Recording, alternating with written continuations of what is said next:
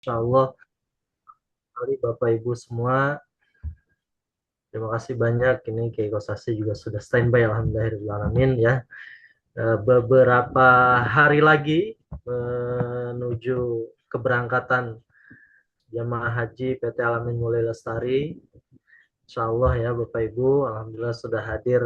Saya cek dulu ada Pak Ahmad Rifai, terima kasih, ada Bu Elia, Pak Erdian, Pak Fauzan, Pak Hardiansyah, Ibu Indah, Bu Maria, Bapak Muhammad Habibi, Pak Muhsin, Pringadini, Ibu Pringadini, Bu Sari Murti Wikarti, Bu Sumina, Pak Suyadi, Pak Taswan, Ibu Umi Hanifah, Bu Las, sama Pak Yoyo Suryanto. Alhamdulillah. Baik, Bapak Ibu, alhamdulillahirobbilalamin, pada malam hari ini, alhamdulillah sehat semuanya, insya Allah. Ini beberapa hari lagi kita menuju keberangkatan dan insya Allah di hari Jumat ya, Jumat, Sabtu, dan Ahad, insya Allah kita bertemu nanti tatap muka di acara manasik haji offline ya, insya Allah ya. Jadi Bapak Ibu bisa berkumpul nanti di kantor Alamin Mulai Lestari untuk kemudian bersama-sama menuju lokasi acara. Baik, pertama puji syukur kita panjatkan kehadirat Allah Subhanahu wa taala, salawat dan salam mudah-mudahan tetap tercurah kepada Nabi besar Muhammad sallallahu alaihi wasallam, pada keluarga, sahabat, dan insya Allah kepada kita selaku umatnya yang senantiasa istiqomah dalam ajarannya. Baik Bapak Ibu, alhamdulillah kita bertemu untuk kesekian kalinya malam hari ini, insya Allah pemantapan fikih ibadah haji, dan Bapak Ibu nanti di manasik offline nanti yang ada di hotel kita akan lebih banyak diskusi dan praktek ya, karena insya Allah di hari kedua, di hari Sabtu kita akan full praktek di pagi sampai sore hari ya, menjelang maghrib insya Allah nanti akan full praktek tentang pelaksanaan ibadah haji. Jadi bisa diselingi dengan diskusi, malamnya juga ada jadwal diskusi.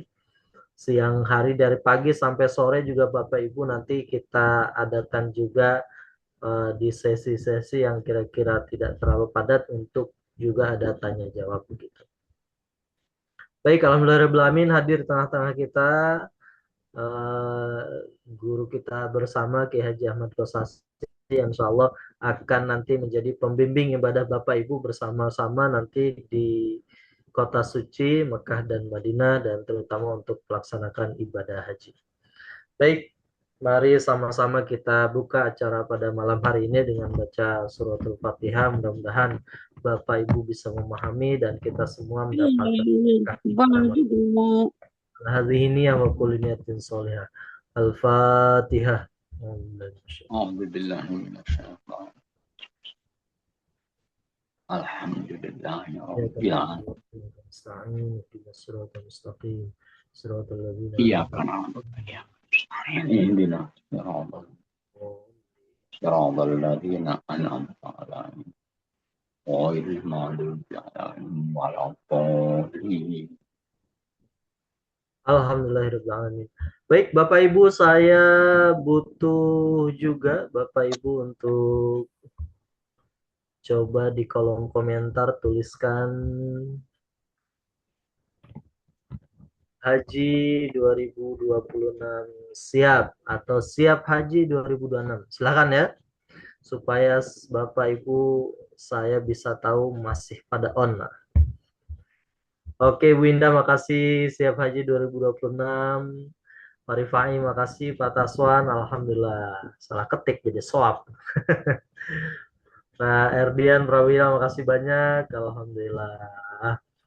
Saya mau ngecek aja ini benar hadir orangnya atau jangan-jangan ditinggal. Insya Allah siap haji Pak Fauzan, makasih banyak.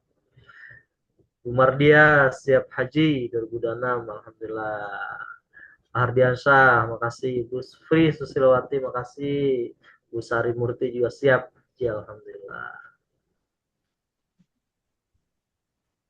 Baik, alhamdulillah. Jadi benar ada orang ini. Saya khawatir ada namanya malah nggak ada orangnya. Insya Allah ya. Baik, dari Bu Umi Hanifah, makasih banyak. Siap haji 2026. Alhamdulillah ini udah siap semua, Masya Allah. Siap insya Allah fisik, ibadah, dan insya Allah malam hari ini kita perkuat di fikihnya. Kita akan nanti sama-sama menyimak dari penjelasan dari guru kita Kiai Haji Ahmad Kosasi. Kepada beliau kami persilahkan. Maka Kiai, saya siapkan slide-nya juga. Bismillahirrahmanirrahim. Assalamualaikum warahmatullahi wabarakatuh. Salam. Alhamdulillahi rabbil alamin. Wassalatu wassalamu ala asyrafil anbiya'i wal mursalin. Sayyidina Muhammadin wa ala alihi wa sahbihi ajma'in amma ba'd. Bapak Ibu, calon jamaah haji yang dimuliakan Allah. Malam ini kita akan menyampaikan teorinya ya, teori rangkaian manasik haji. Supaya sedikit banyak punya gambaran apa yang kita lakukan. Nanti pada waktu praktek insya Allah akan lebih mudah dipahami tata caranya. Apalagi ketika kita langsung berpenampilan atau melaksanakan rangkaian manasik haji dari A sampai Z. Sehingga insya Allah 60 atau 70% dari manasik haji sudah bisa kita serap, sudah bisa kita pahami dengan kita mempraktekkannya pada saat manasik hari Sabtu nanti. Sehingga pada saat kita nanti berada di lapangan yang sebenarnya, berada di Mekah dan rangkaian manasik haji yang lain, itu sudah bisa kita pahami.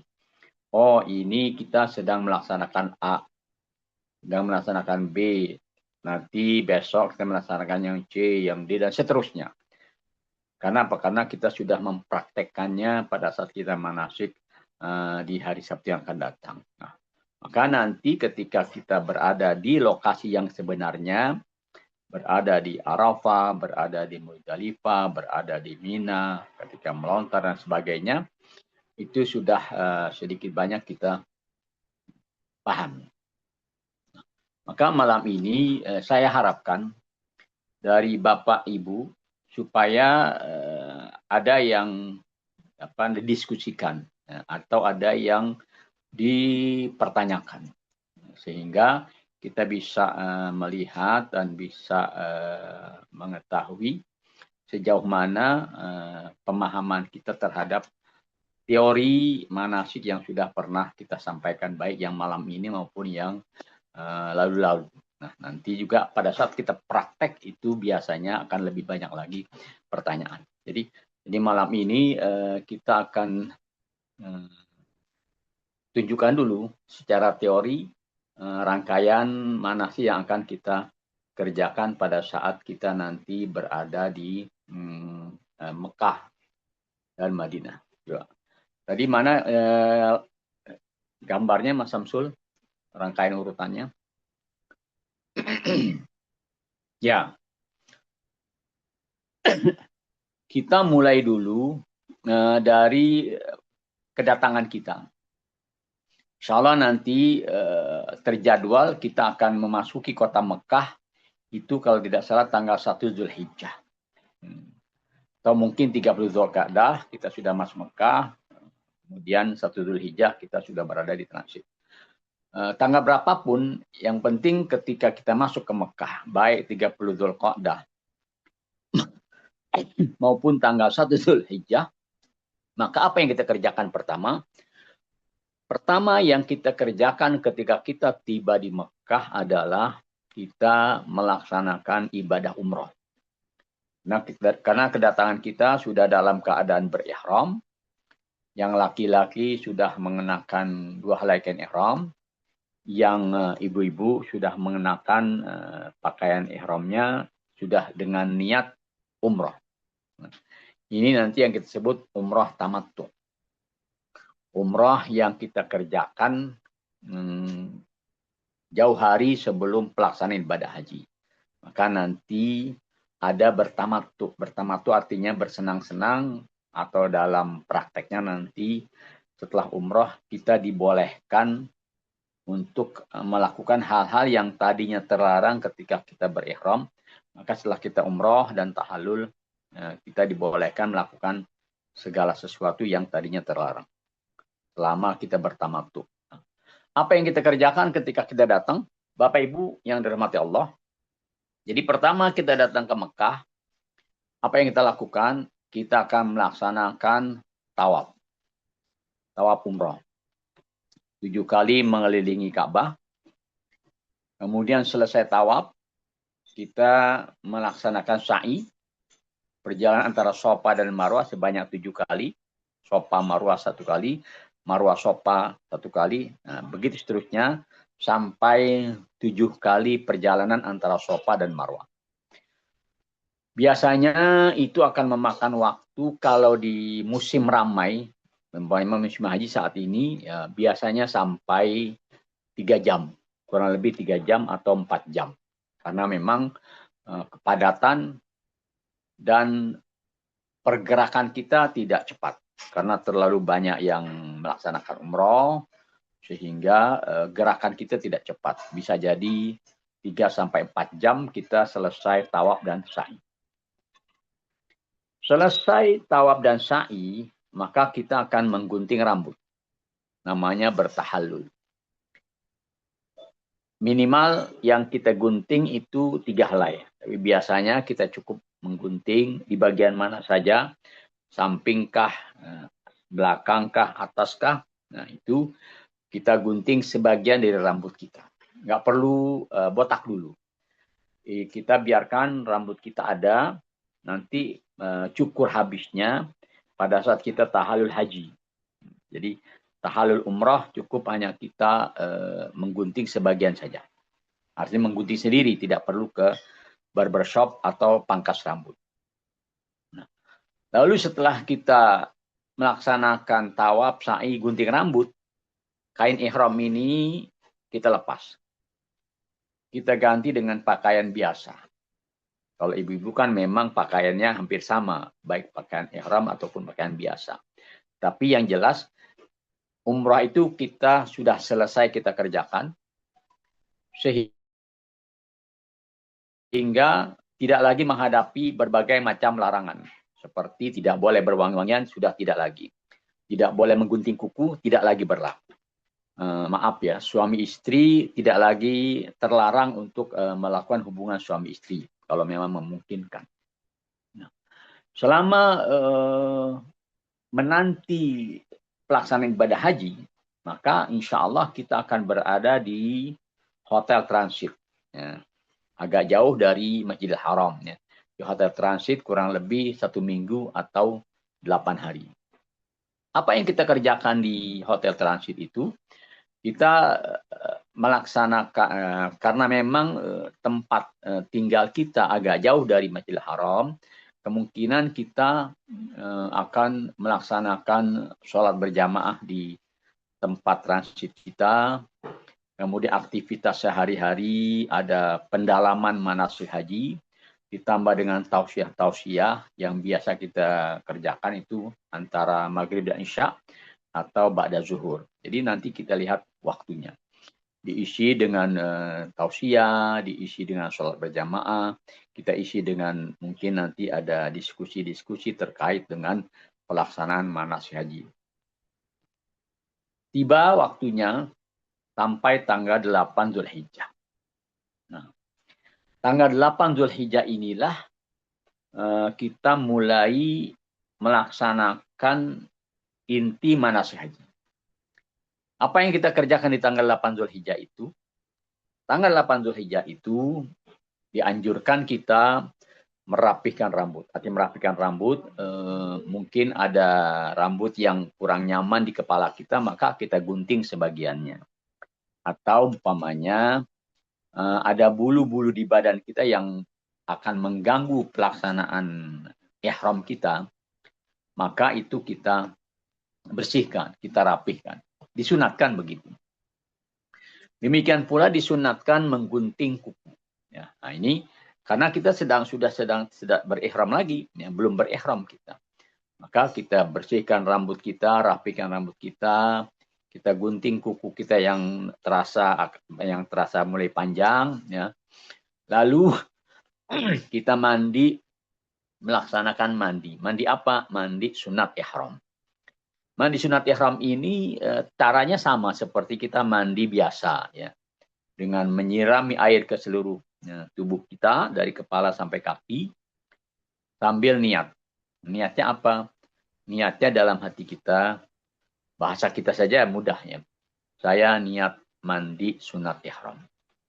Ya, ini sudah cukup dalam hati kita. Pada saat kita menyiram air di tubuh kita, maka hati kita niat. Saya niat mandi sunat ihram.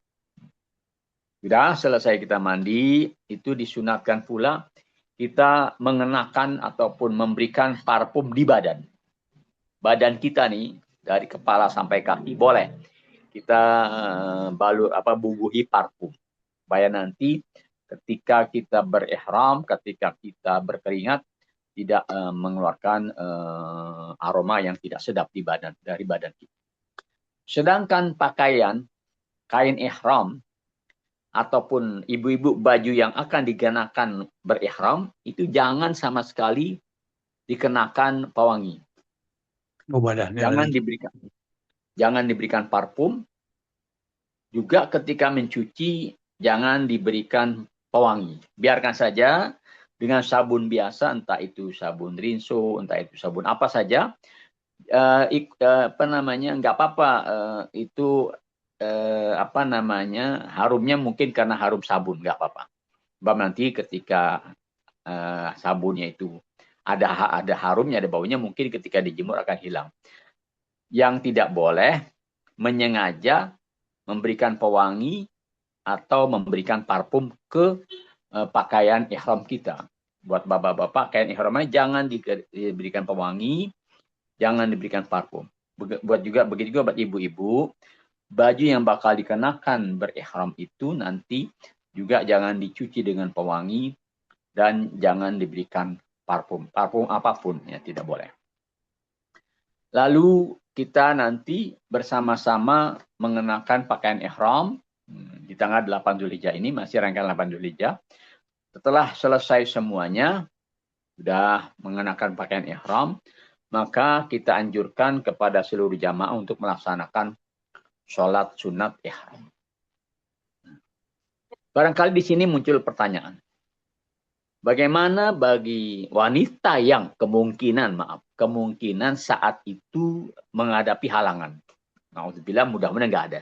Tapi seandainya ada dari kaum ibu yang saat mau berihram tanggal 8 ini mengalami halangan, maka dia tetap mandi sunat ihram, kemudian pakai parfum di badannya, kemudian pakai pakaian ihramnya, tapi tidak usah sholat sunat ihram.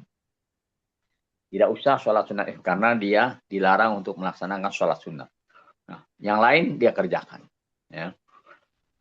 Lalu setelah selesai sholat sunat ihram, baik bapak maupun ibu sudah, nanti kita insya Allah akan berkumpul lagi bersama-sama berdekatan. Kita akan ajak ataupun akan bimbing bapak ibu sekalian untuk bersama-sama niat haji. Niat ibadah haji dari tempat transit kita. Ini masih tanggal 8 nih, masih tanggal 8 kita. Kita niat haji di tempat transit kita. Umpamanya kita bimbing bapak ibu sekalian, nawaitul hajja wa ahramtu bihi lillahi ta'ala. Ini contoh saja. Aku niat melaksanakan haji dan aku pakai ihram lillahi ta'ala. Kalau itu sudah diniatkan dalam hati, ini intinya dalam hati, bukan melafalkan niat. Tapi intinya dalam hati. Kalau hatinya sudah mengatakan demikian, maka dia sudah mulai masuk ke rangkaian manasik haji. Karena sudah mulai masuk ke rangkaian manasik haji, dia akan menghadapi beberapa larangan. Yang tadinya boleh menjadi tidak boleh. Umpama, bapak-bapak tidak lagi mengenakan pakaian yang berjahit. Sudah lepas semuanya, hanya 2 helai ihram.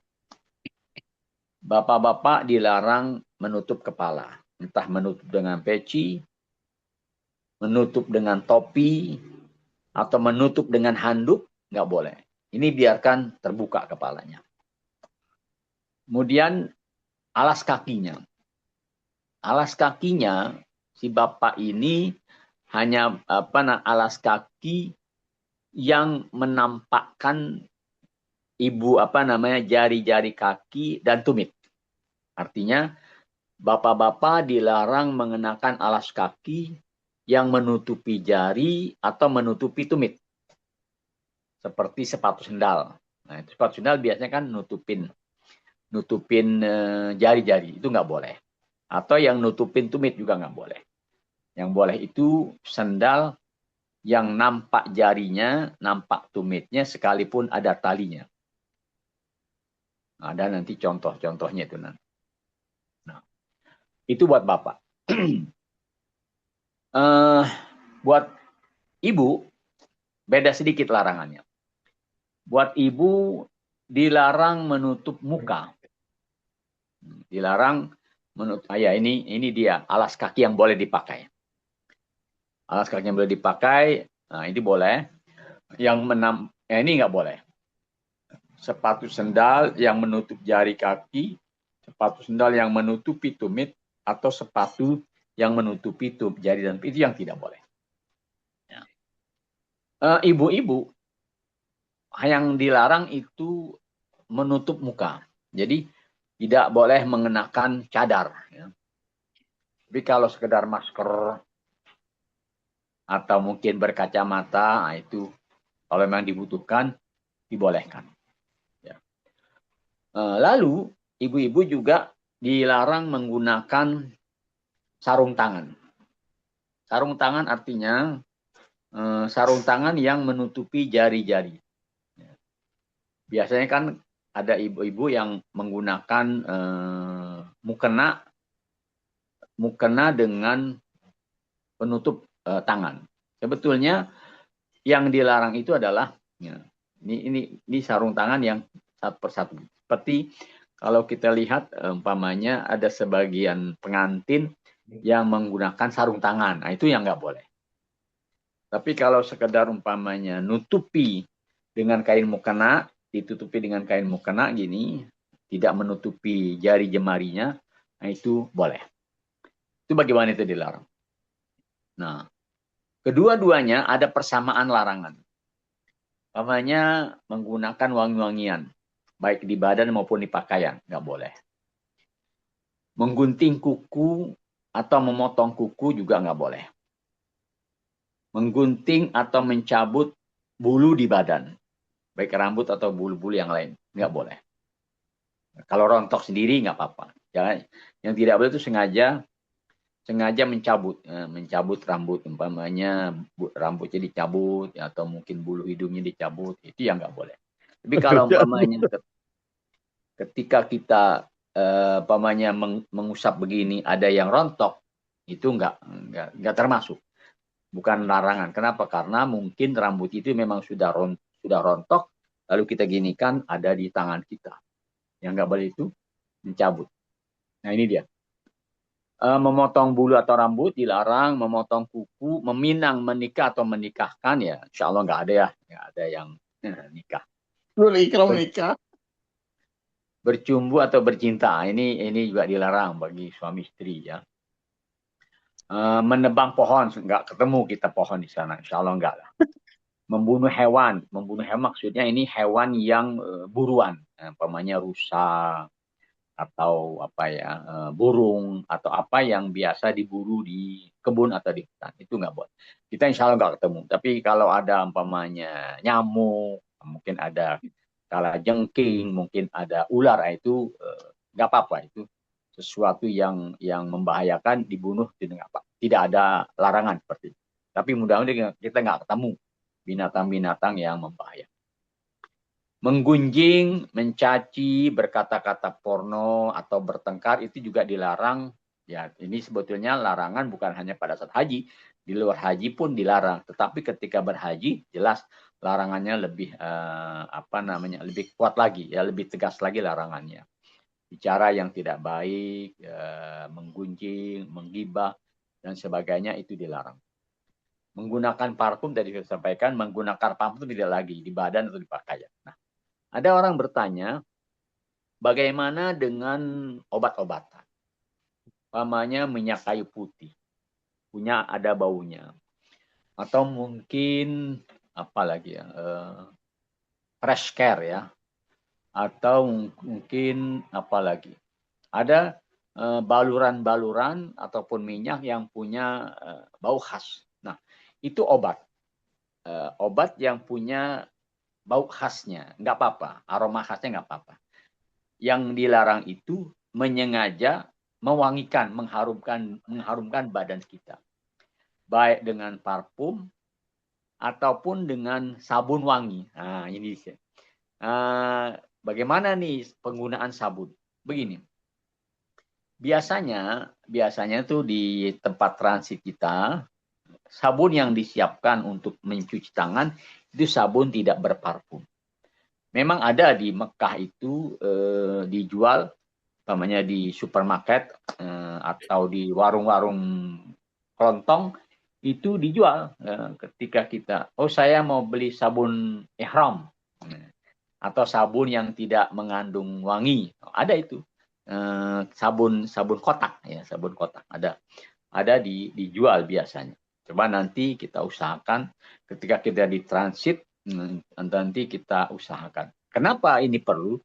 Begini, bisa jadi maaf ya, ketika kita buang air besar, ketika kita BAB, nah, biasanya kan kita pakai sabun tuh. Nah, sabun yang kita pakai kan biasanya wangi, nah, itu jangan dipakai dulu. Kita pakai sabun yang khusus, sabun ihram yang tidak berharum atau tidak mengandung wangi-wangian. Nah, bagaimana dengan pasta gigi, dengan odol? Nah, odol itu begini. Ada odol ataupun ada pasta gigi yang punya mengandung keharuman. Nah, ini sebaiknya kita tinggalkan yang ada keharumannya. Tapi ada penggantinya. Apa penggantinya? Ada odol yang tidak mengandung parfum atau tidak ada harumnya. Umpamanya saya pernah dapatkan atau saya pernah pakai Sensodyne. Sensodyne itu dia pasta gigi tidak ada keharuman sama sekali. Ya. Beda dengan pasta gigi yang mengandung harum. Ya. Yang kadang-kadang diiklankan itu habis gosok gigi dia mengeluarkan udara mulutnya nggak kebauan, jadi malah harum. Nah, itu yang jangan dipakai. Nah, ada juga pasta gigi yang terbuat dari kayu siwak atau aromanya aroma siwak. Nah, ini nggak apa-apa ini karena kita dibolehkan pada saat kita berihram itu dibolehkan bersiwak ya, dengan kayu siwak. Nah, itu boleh kita gunakan pasta gigi yang mengandung atau yang aromanya aroma siwak. Karena siwak itu bukan parfum sebetulnya. Dia punya aroma khas yang memang ya aroma siwak. Apa namanya di kita? Memang baunya bau siwak. Kita semua kenal lah ya, kayak apa aroma siwak. Nah, itu ada pasta gigi atau ada odol yang memang terbuat dari bahan kayu siwak atau aroma siwak. Apalagi tadi? Ya. Saya rasa itu yang dilarang ya. Yang dilarang selama kita berihram. Lalu setelah tanggal 8 Zulhijjah ini, setelah tanggal 8 Zulhijjah kita sudah siap, sudah niat, sudah disampaikan larangan-larangannya kepada Bapak Ibu sekalian, maka insya Allah kita berangkat menuju Mina untuk mengadakan atau melaksanakan tarwiyah. Tarwiyah ini hukumnya sunat. Dilaksanakan di Mina pada tanggal 8 Zulhijjah. sampai 9. Berada di Mina sejak siang hari waktu zuhur, tanggal 8 Zulhijjah hingga subuh 9 Zulhijjah. Aktivitasnya zikir dan doa. Setelah sholat subuh jamaah menuju Arafah, hukumnya sunat. Ini hukum tarwiyah sunat. Jadi apa yang dikerjakan di Mina pada hari tarwiyah itu bukan hanya ya, kita berada di Mina itu sebanyak 5 waktu sholat. Mulai dari zuhur tanggal 8, zuhur tanggal 8, asar tanggal 8, maghrib sudah masuk tanggal 9 Dzulhijjah, isya tanggal 9 Dzulhijjah malam, subuh tanggal 9 Dzulhijjah pagi, subuh. Nah, itu kita masih berada di Mina. Tapi biasanya sebelum subuh kita antisipasi tidak terlambat ataupun tidak kelelahan perjalanan ke Arafah, maka biasanya jam 1 atau jam 2 malam tanggal 9 Dzulhijjah itu kita berangkat ke Arafah. Kenapa malam-malam begitu? Nah, biasanya kondisi perjalanan dari Mina ke Arafah di saat seperti itu agak longgar, agak lowong, sehingga tidak bermacet-macetan. Nah, kalau kita berangkat jam 1 malam atau jam 2 malam, memang tidak menunggu subuh lagi di Mina, itu nanti kita subuhnya di Arafah. Ya, tapi insya Allah kita sudah cukup istirahat dan sudah bisa sudah mempersiapkan diri untuk melaksanakan wukuf nanti di siang hari pada tanggal 9 Dzulhijjah. Nah, memang Bapak Ibu harus memaklumi dulu bahwa yang namanya pergerakan haji mulai tanggal 8, 9, 10, 11, 12 Dzulhijjah ini maaf ya. Fisik kita, tubuh kita itu dituntut untuk melakukan pergerakan. Melakukan pergerakan, perjalanan ke sana kemari sehingga agak kurang istirahat kita. Tidur kita agak kurang. Barangkali juga nafsu makan karena kita terlalu lelah, kadang-kadang nafsu makan kita agak kurang karena terlalu capek fisik kita. Tapi kita harus usahakan. Kalaupun umpamanya nafsu makan agak kurang, tapi harus kita paksakan umpamanya ganti dengan buah-buahan supaya fisik kita walaupun lelah tapi tetap ada nutrisi, ada vitamin yang masuk ke dalam tubuh. Jangan sampai sudah kurang istirahat, makannya juga kurang. Yang khawatir nanti kita melaksanakan rangkaian manasik yang lain itu sudah kelelahan. Bapak, nanti masih banyak tuh.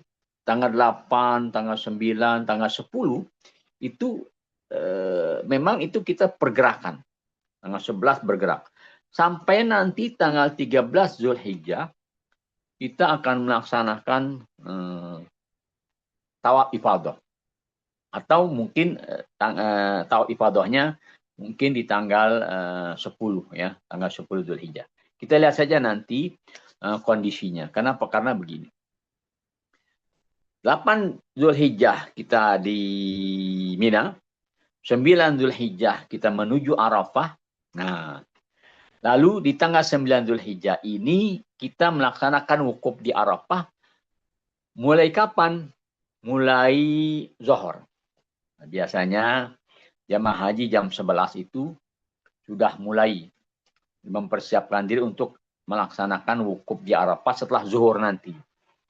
Di sebelum zuhur kita sudah siap tuh, sudah siap dengan wudu, sudah istilahnya sudah sudah bersih-bersih, kemudian sudah wudu, maka kita menunggu waktu zuhur tiba.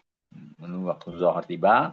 Nah, nanti kita melaksanakan sholat zuhur dan asar, kemudian wukuf melaksanakan wukuf di Arafah. Wukuf yang merupakan puncak rukun haji yang harus dilakukan oleh seluruh jamaah haji. Jika tidak dikerjakan, maka sama saja tidak melakukan haji. Nah, ini puncak al-hajju Arafah, kata Nabi. Ibadah haji itu puncaknya wukuf di Arafah. Nah, apa yang dikerjakan di Arafah sehingga begitu perlu kita berada di Arafah? Pertama, yang namanya wukuf itu berdiam di Arafah. Pada tanggal 9 Dzulhijjah, antara waktu zuhur hingga terbit fajar pada tanggal 10 Zulhijjah, hari Idul Adha.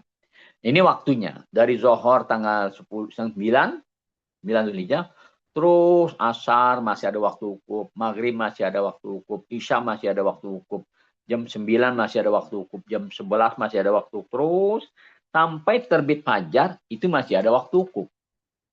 Sampai terbit subuh besok masih ada waktu wukuf.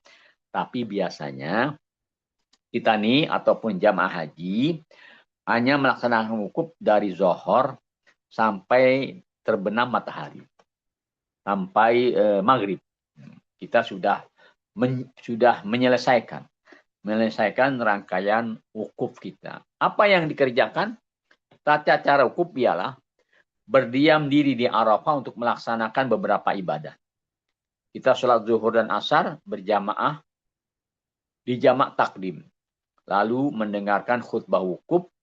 Disarankan selama wukuf untuk memperbanyak istighfar, zikir, baca Quran, dan berdoa. Kurang lebih begini. Umpamanya zuhur jam 12.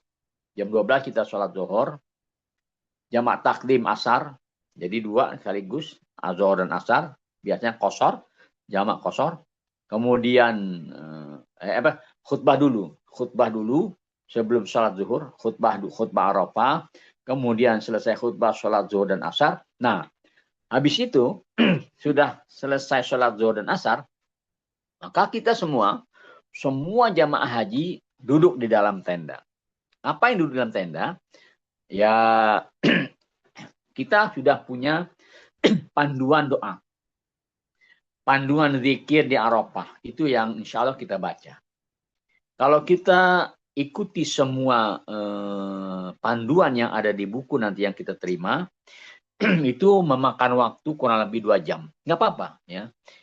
Sengaja kita menyiapkan waktu 2-3 jam di Arafah sambil duduk untuk apa? Untuk kita beristighfar. Untuk kita berzikir kepada Allah. Termasuk nanti kita munajat kepada Allah Subhanahu wa Ta'ala. Munajat artinya kita doa bersama atau melaksanakan muhasabah, introspeksi diri kita.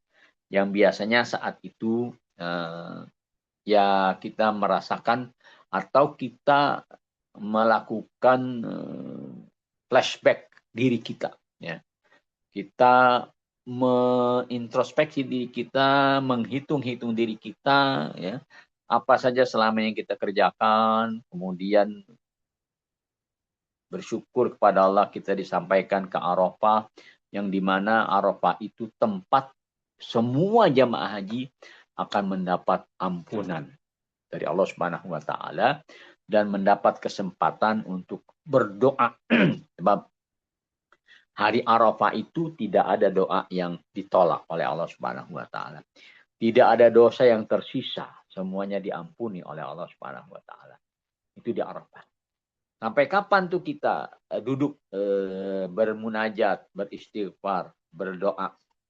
Biasanya sampai asar atau sampai menjelang terbenam matahari. Nah, lalu nanti sebelum terbenam matahari, nah kita jamaah haji keluar dari tenda. Sekedar keluar dari tenda, tidak lama, paling hanya 10-15 menit. Nah, kita berzikir di luar tenda, lalu berdoa menjelang selesainya saat wukuf di Arafah. Karena kita akan menyelesaikan wukuf di Arafah itu pada saat maghrib. Kita nggak berlanjut sampai malam. Nanti kita maghrib itu sholat maghrib dan isya berjamaah, jamak takdim. Lalu habis itu sekitar jam 7 malam kita meninggalkan padang Arafah menuju Muzdalifah. Ya. Silakan slide yang rangkaiannya. Kita akan tanggal 9 Zulhijjah itu kita sudahi wukuf kita pas ketika terbenam matahari atau waktu maghrib. Lalu habis maghrib kita siap-siap untuk menuju Muzdalifah. Udah semua kita bawa barang-barang kita, barang-barang pribadi, kita bawa naik bis menuju Muzdalifah. Di Muzdalifah ini kita melaksanakan mabit. setelah menjamak takdim sholat maghrib dan isya di Arafah, kita menuju Muzdalifah. Ini sudah malam. Malam tanggal 10 Zulhijjah. Malam Idul Adha. Malam Lebaran. Malam 10 Zulhijjah. Di Muzdalifah kita mabit, yaitu berada di sana pada sebagian malam setelah lewat tengah malam. Maksudnya begini. Kita berada di Muzdalifah, seandainya kita tiba di Muzdalifah jam 10 malam, maka kita bertahan selama kurang lebih 2 jam di Muzdalifah, supaya kita berada di Muzdalifah itu sampai lewat tengah malam. Umpamanya tengah malam jam 12, atau jam 24, atau jam 00, maka jam 00.30 menit baru kita keluar dari Muzdalifah, bergerak meninggalkan Muzdalifah. Nah, itu sudah namanya mabit di Muzdalifah. Atau seandainya dari Arafah kita baru sampai di Muzdalifah jam 12 malam umpama. Maka kita nggak perlu berhenti lama-lama di Muzdalifah. Ya.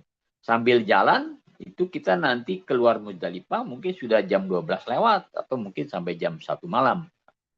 Nah, apalagi ketika kita menyempatkan diri untuk mencari batu, bebatuan di Muzdalifah, nah itu momennya bagus ya. Kalau memang memungkinkan kita mencari batu di Muzdalifah pada malam 10 Zulhijjah. Ini berapa batunya ya? Biasanya minimal 7 butir batu untuk melontar jumroh Aqobah saja di hari raya Idul Adha tanggal 10 Zulhijjah. Lalu dari Muzdalifah ini. Setelah kita keluar dari Muzdalifah, ini ada 2 kelompok nanti. Ada 2 kelompok yang tujuannya berbeda. Biasanya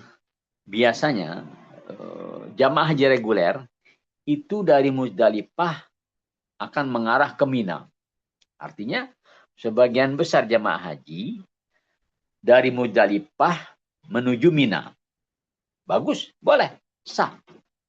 Nah, sebagian kecil, khususnya jamaah haji plus atau jamaah haji khusus, itu dari Muzdalifah menuju Mekah.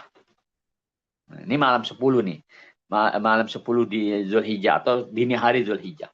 Dini hari 10 Zulhijjah. Sebagian, khususnya jamaah haji plus, jamaah haji khusus itu, dari Muzdalifah bukan ke Mina, ke Mekah.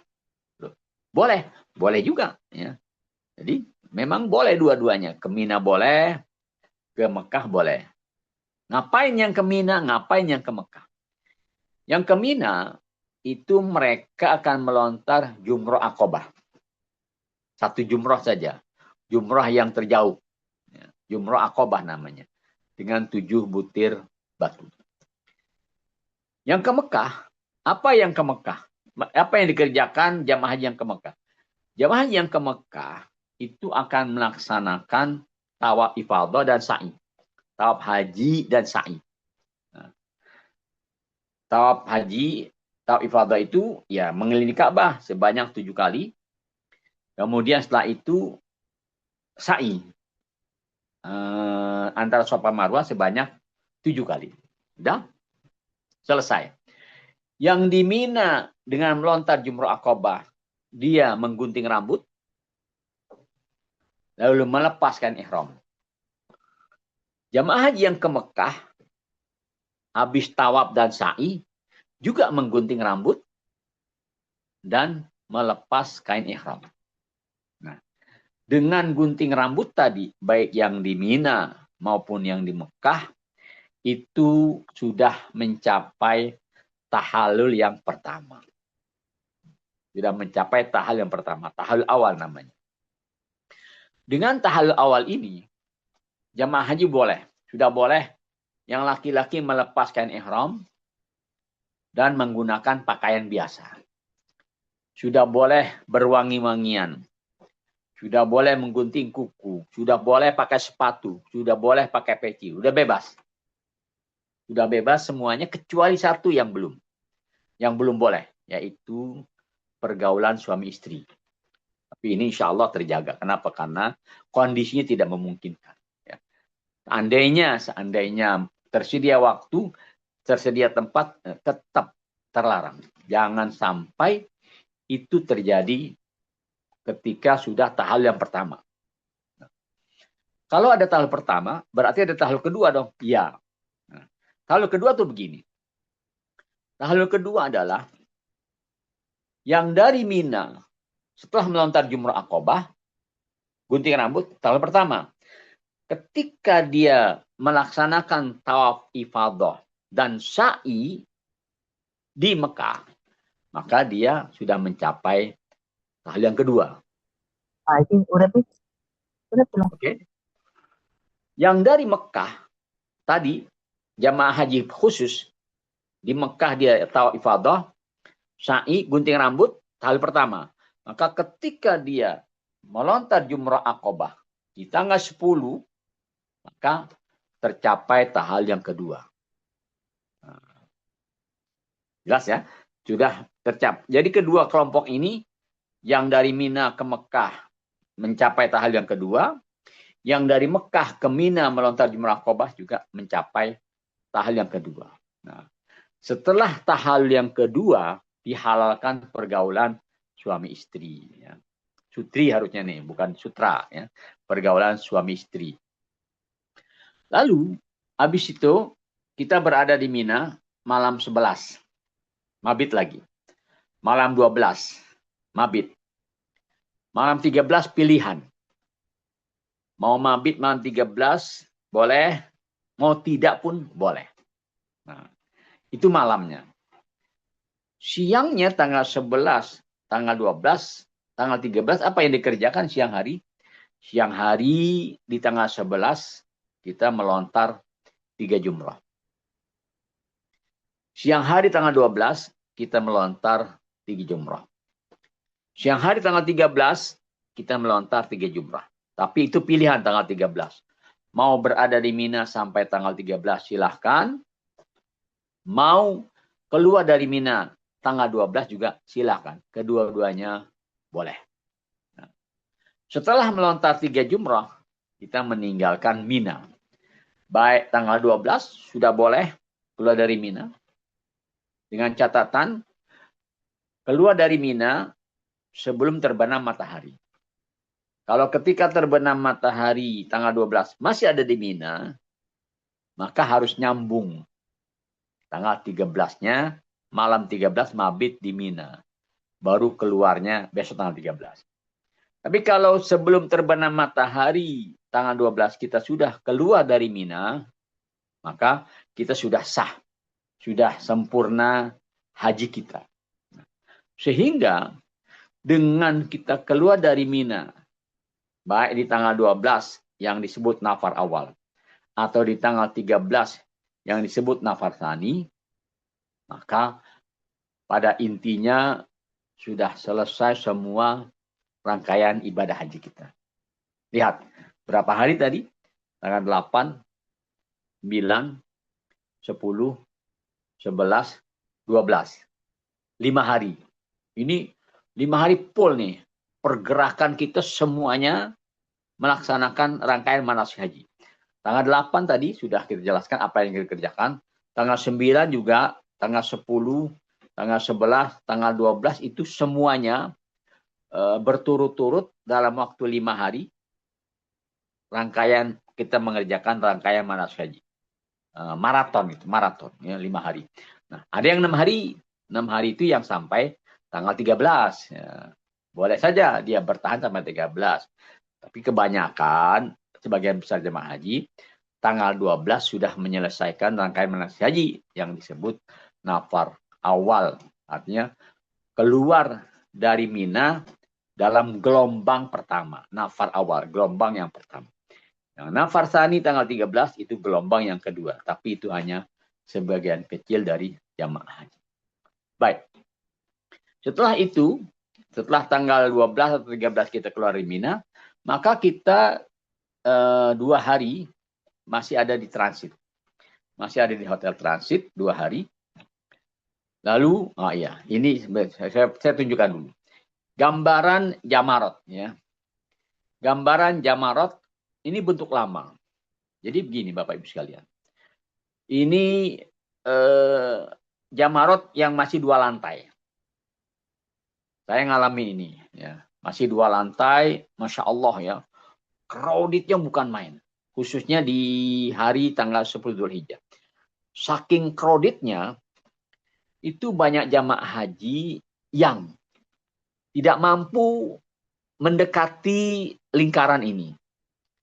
Ketika tidak mampu mendekati lingkaran ini, maka banyak jamaah haji yang dari belakang, yang dari jauh sudah melontar. Bisa jadi karena lontarannya tidak kuat, bisa jadi batunya tidak masuk ke lubang ini. Ketika tidak masuk ke lubang ini, maka tidak sah sebut lontarannya. Bahkan saya ngalami tahun 2004 dalam kondisi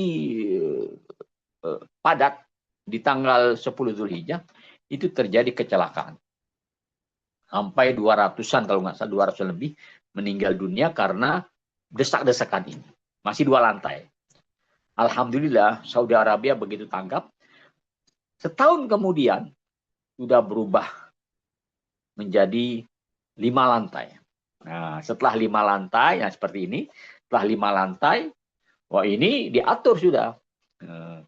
Ada lantai dasar 1, ada basement, ada lantai 1, ada basement, lantai 1, lantai 2, lantai 3, lantai 4, lantai 5 terbuka.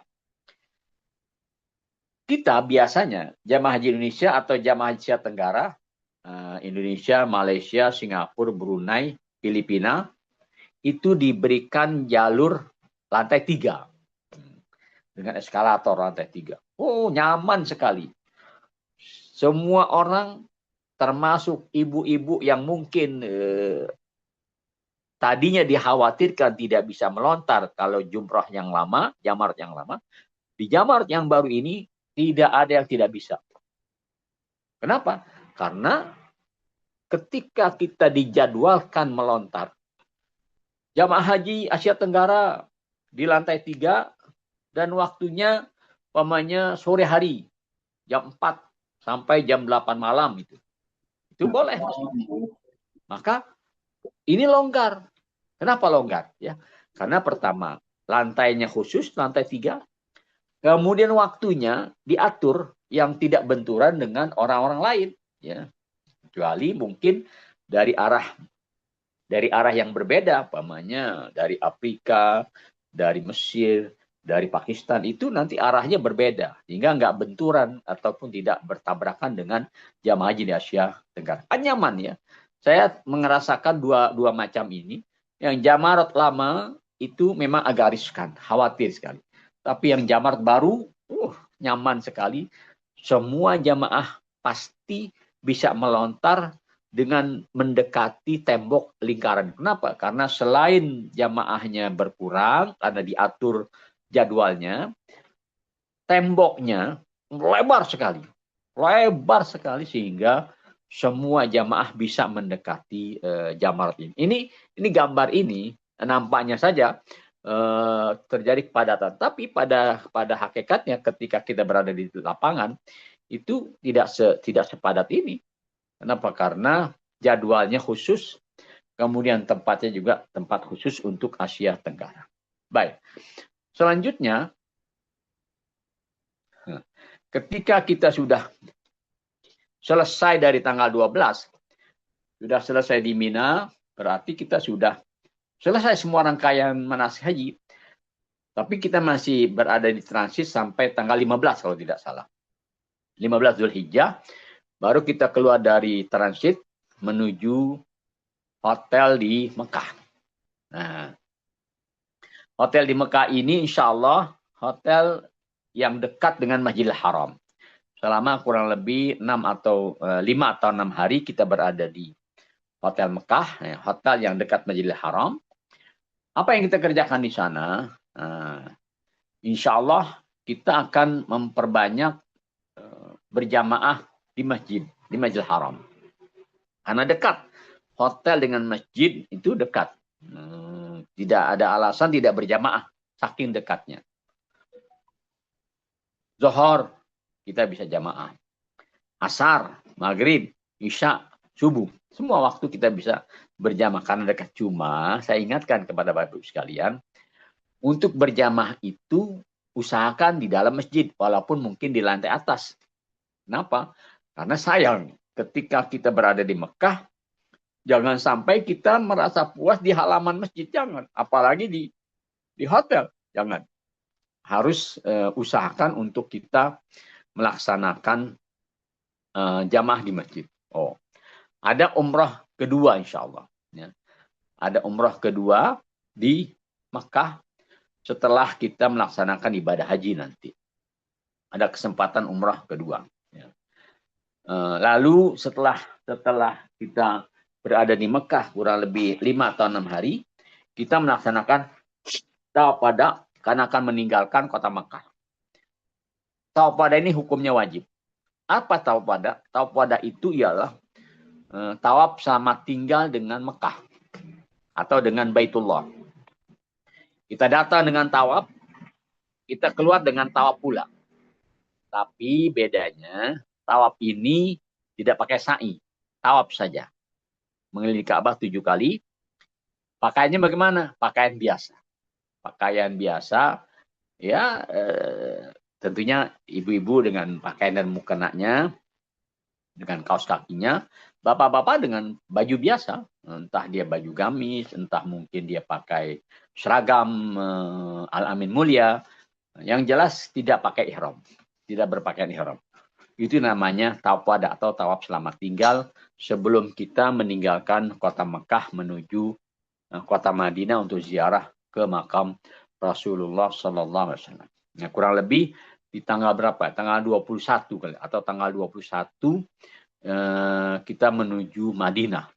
Sudah selesai itu rangkaian manasik haji di Mekah. Apalagi selanjutnya?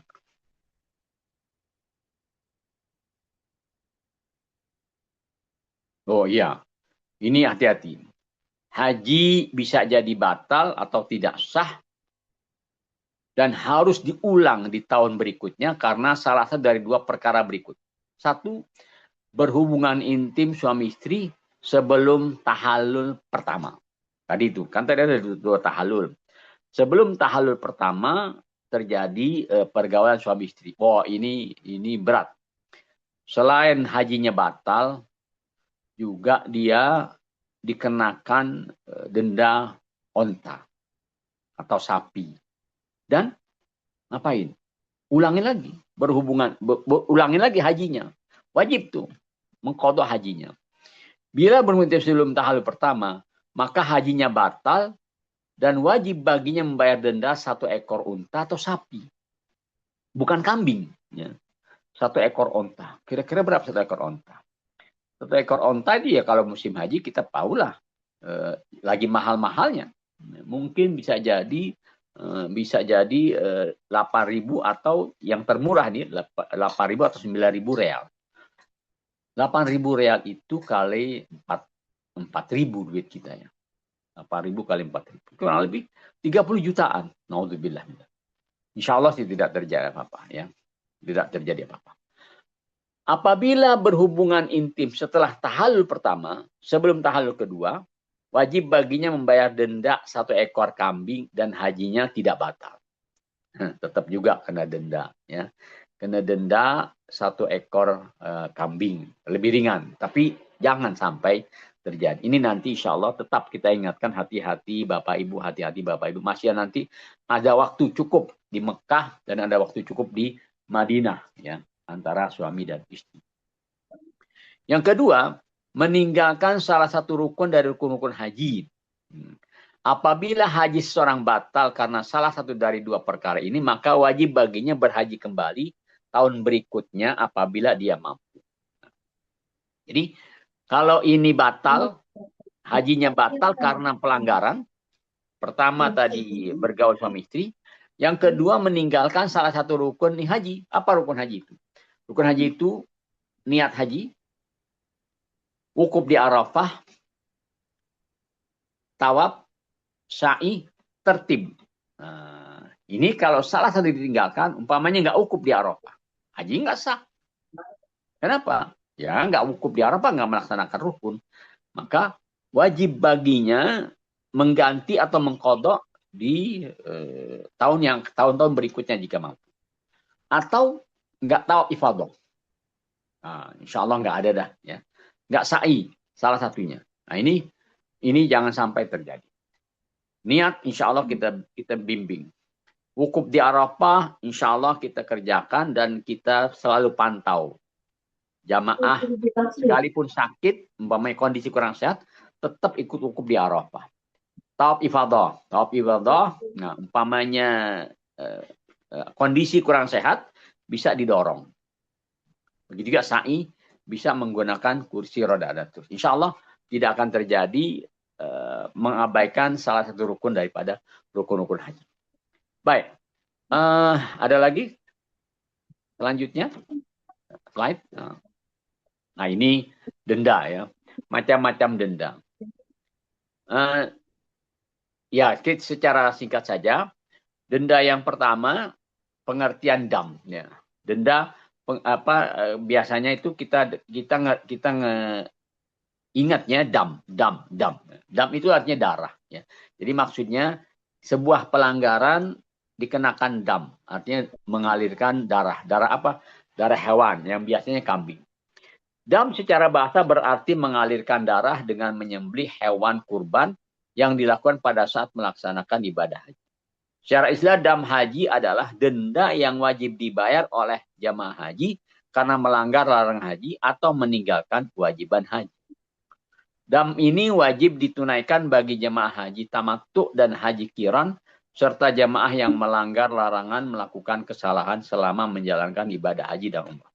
Jadi nanti kita nih, karena kita hajinya haji tamattu, maka setiap orang dari jemaah kita wajib menyembelih 1 ekor kambing. Walaupun bukan kita yang menyembelih langsung. Ya. Biasanya nanti travel kita atau pembimbing kita mengoleksi atau mengumpulkan dam dari para jamaah sekalian. Nilainya saya belum tahu persis berapa nilainya nanti ditetapkan oleh travel. Ini kewajiban setiap jamaah untuk melakukan dam. Loh, kan nggak kesalahan. Ya, memang bukan karena kesalahan dam ini, tapi karena kita menjalankan haji tamattu. Haji tamattu tadi haji yang memberikan kesempatan kepada kita bertamattu. Tamattu itu artinya ya senang-senang secara bahasa.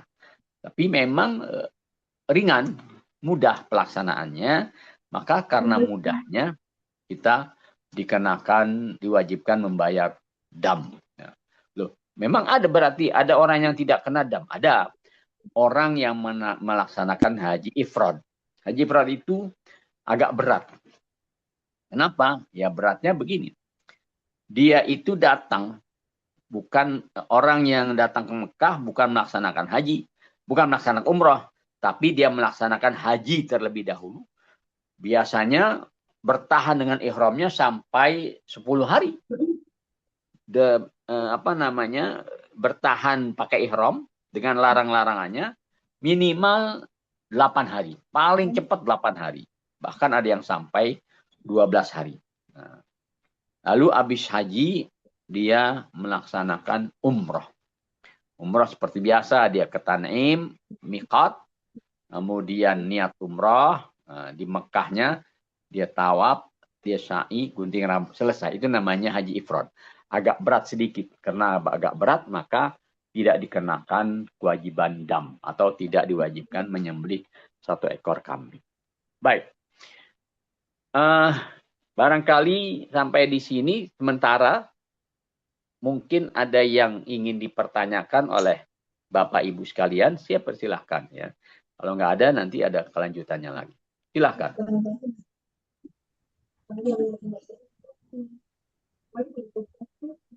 Baik, silahkan Bapak Ibu, silahkan.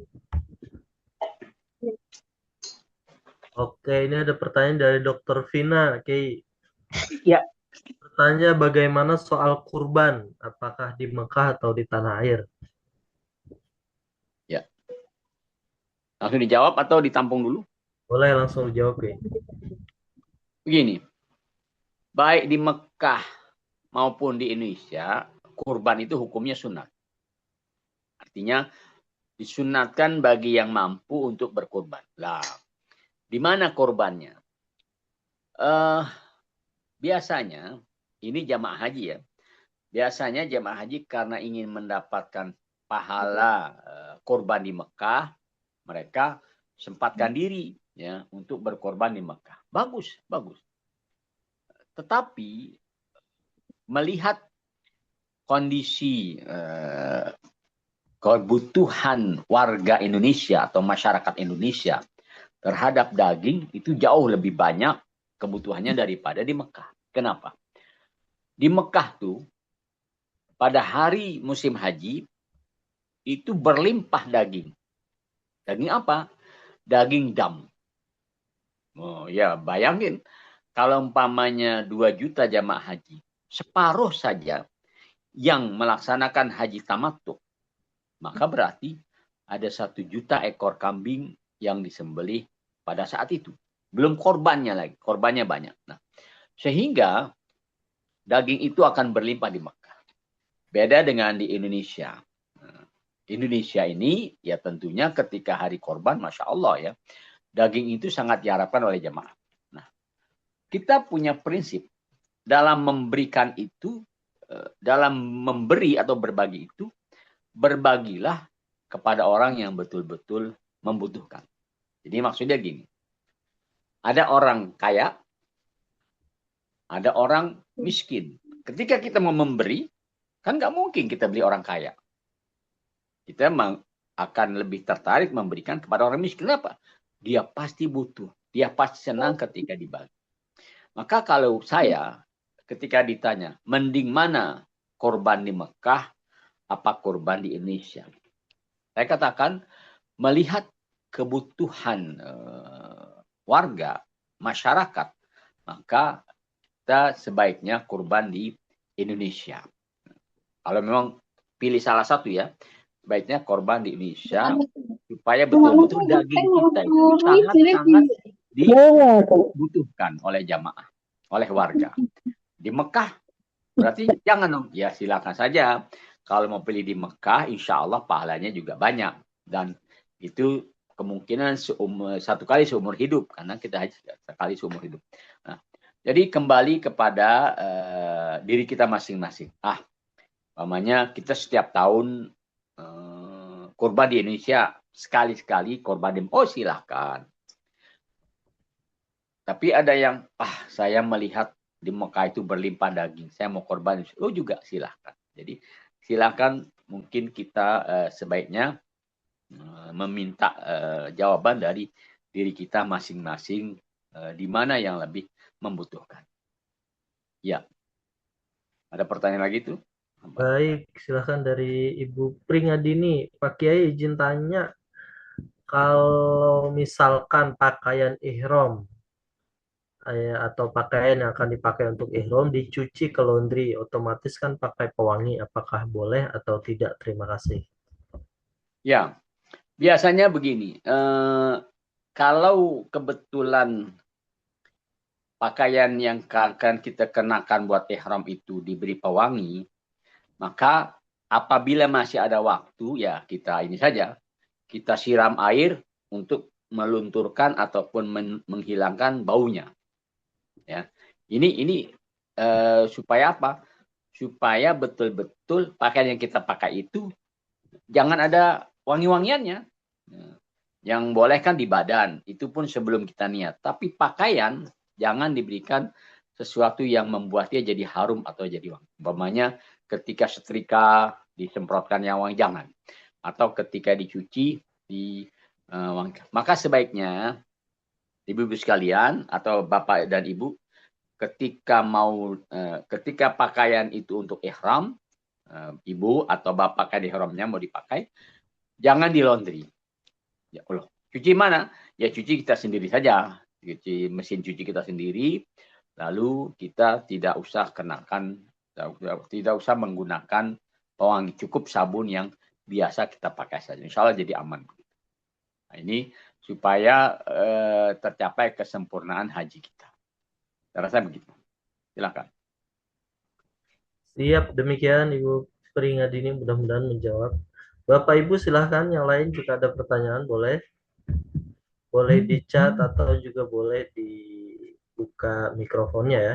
Dari Pak Muhsin, izin bertanya tanggal 8 dan 9 masih memungkinkan puasa sunnah karena banyak kegiatan yang banyak karena kegiatannya cukup banyak. Tanggal 8 Ya, dan 9 biasanya kan kalau di tanah air puasa sunnah.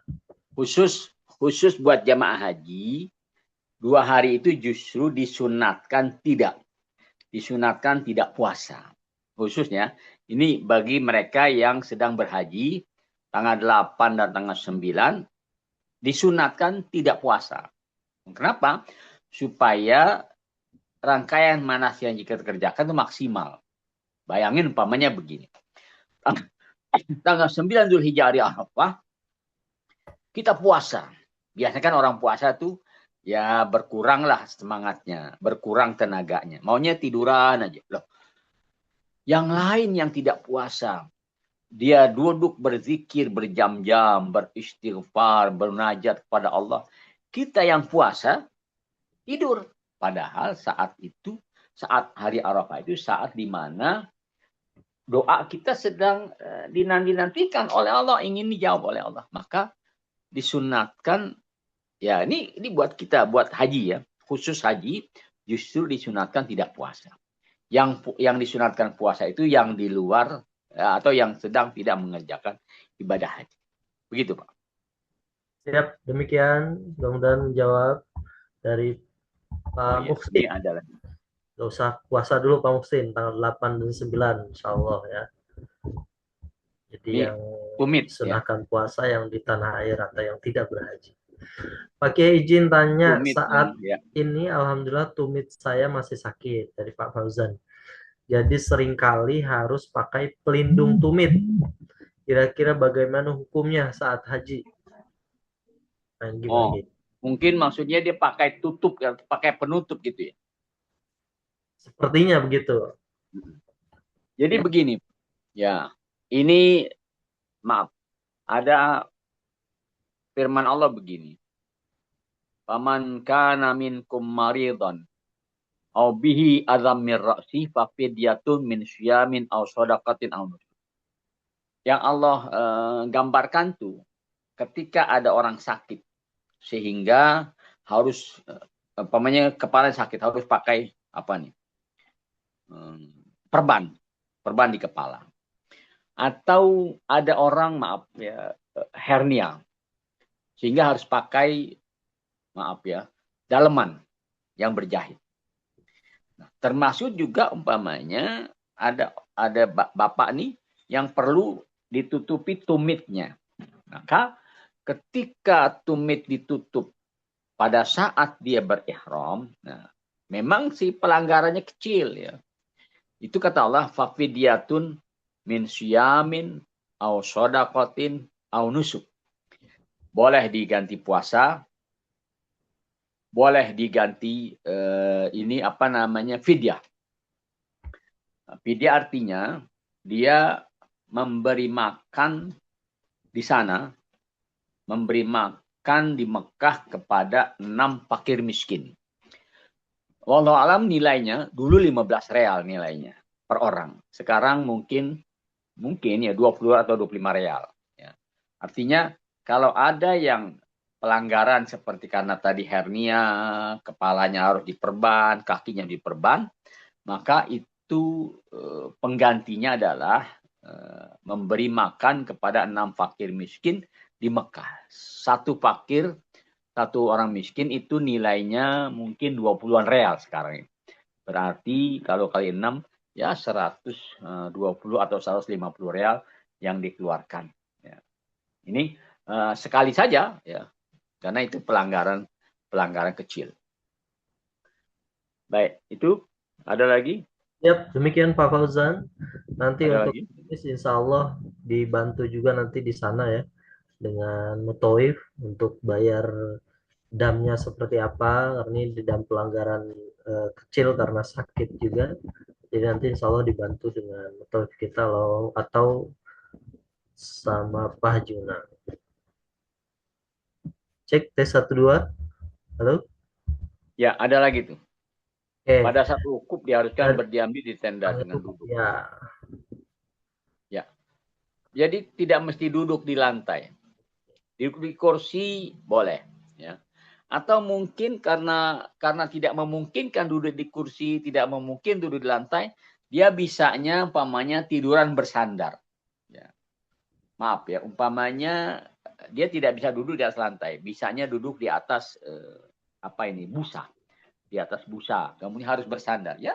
Silakan saja dia sambil duduk sambil bersandar, atau mungkin maaf kondisinya kurang sehat sehingga harus berbaring, ya silakan dia sambil berbaring dia zikir, sambil berbaring dia beristighfar, sambil berbaring dia muhasabah introspeksi dirinya, boleh saja, tidak mesti duduk, ya.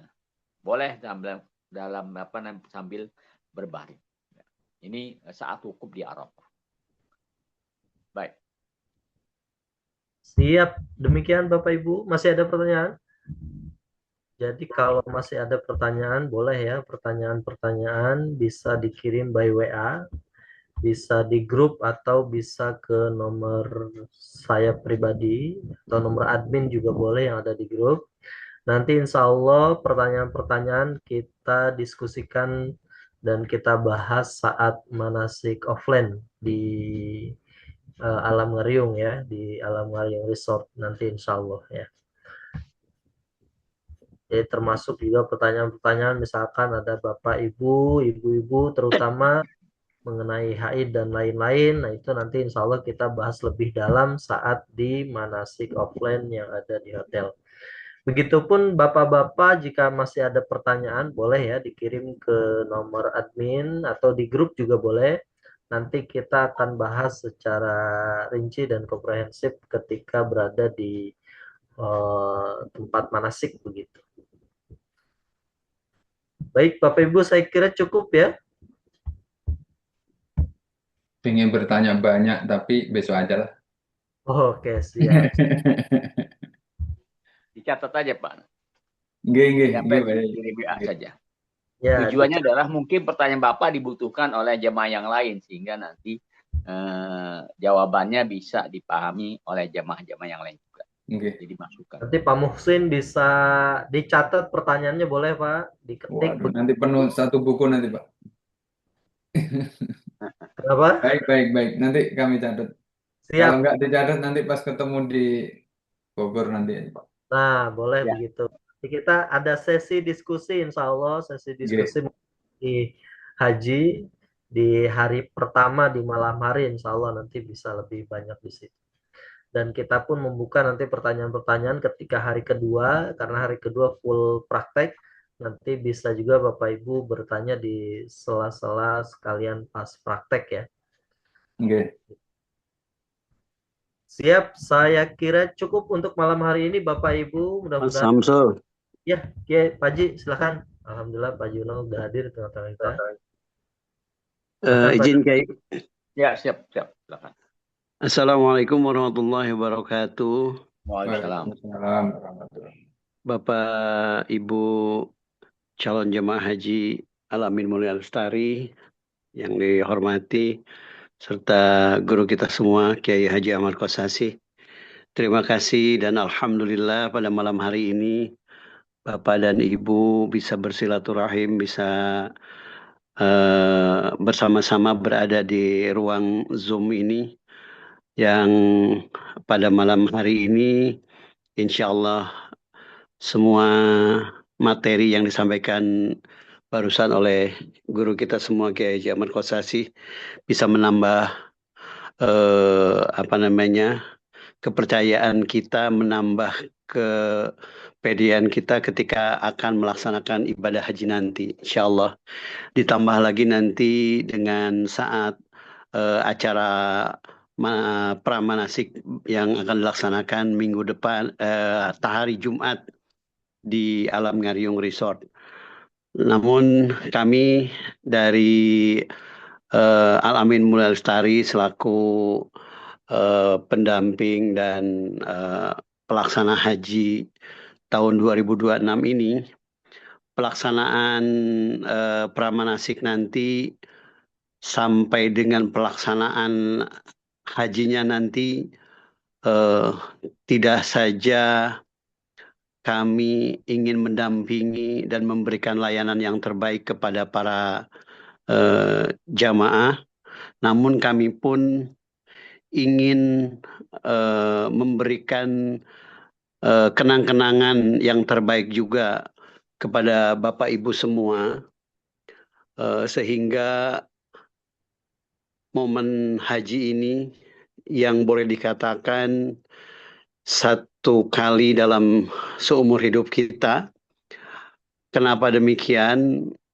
Karena begitu panjangnya antrian haji di tanah air ini, sehingga mungkin tidak akan bisa mengulang seperti berangkat umroh, berangkat ke tanah suci seperti ibadah umroh, karena haji ini perlu ada satu proses atau ada satu peristiwa yang memang tidak ada di peristiwa-peristiwa yang lain, yaitu adalah wukuf di Arafahnya.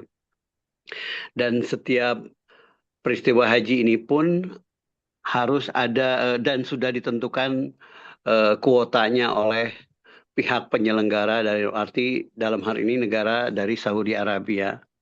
Untuk itu kami ingin mendokumentasikan dengan baik pelaksanaan haji ini, mulai dari pramanasik nanti di Alam Ngariung hingga nanti beranjak kepada acara pelepasan di Hotel Haris nanti, lalu keberangkatan ke Tanah Suci Mekah melalui Jeddah, lalu nanti di kota Mekah dan di Arafah Mina, dan di kota Madinah.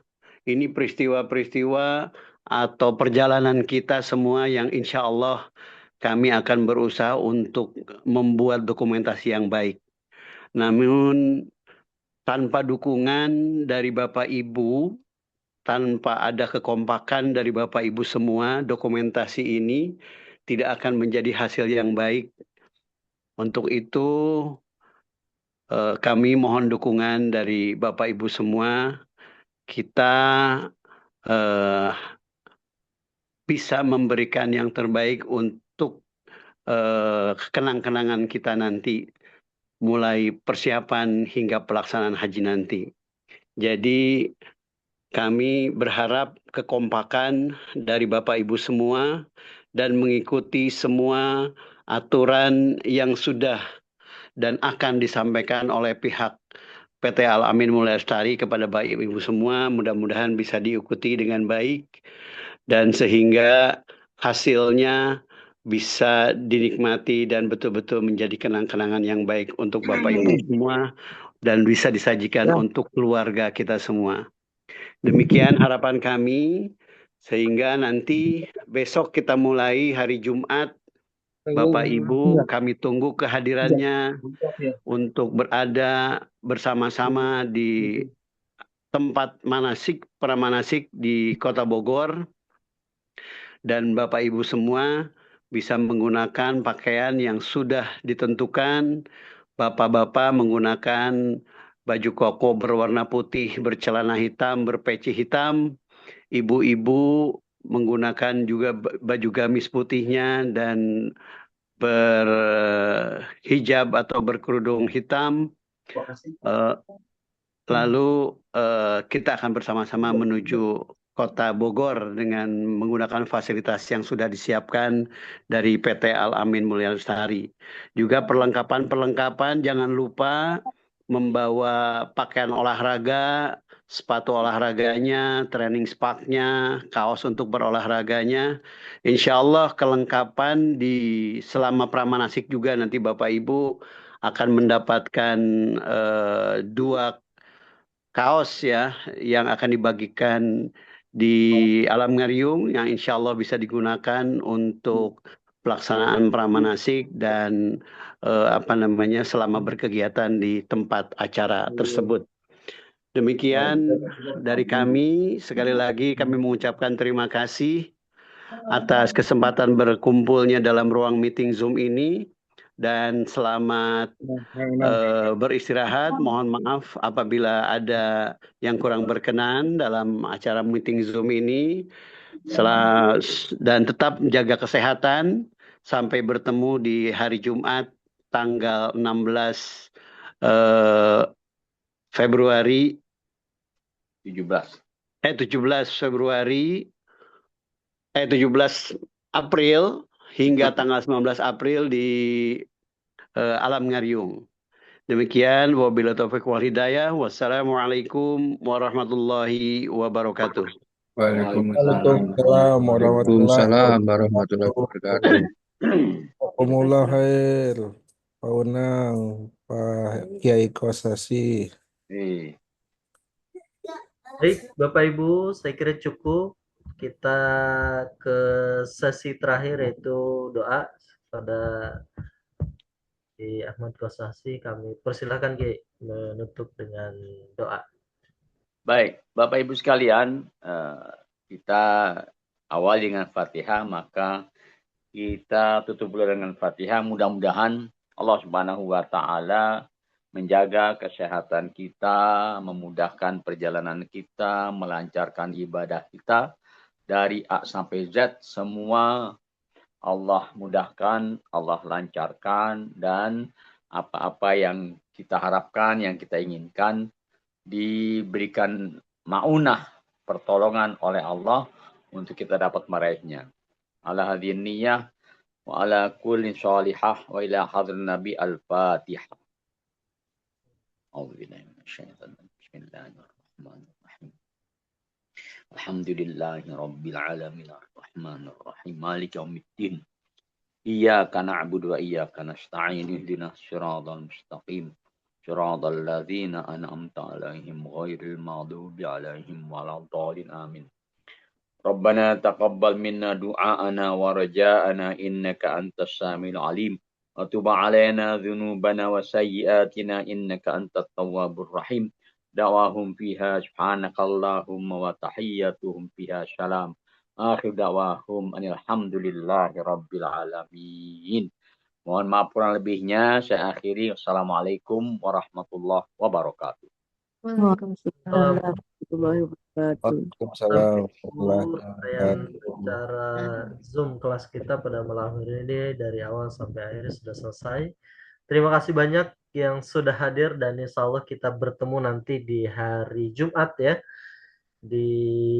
Berkumpul nanti di kantor Al Amin Mulia Lestari untuk kemudian kita lanjut berjalan menuju ke Bogor.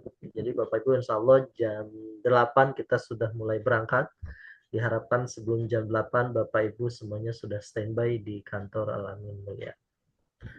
Baik, sama-sama kita tutup dengan baca hamdalah alhamdulillahirabbil alamin subhanakallahumma bihamdika asyhadu an la ilaha illa anta nastaghfiruka wa natubu ilaik. Assalamualaikum warahmatullahi wabarakatuh. Waalaikumsalam warahmatullahi wabarakatuh.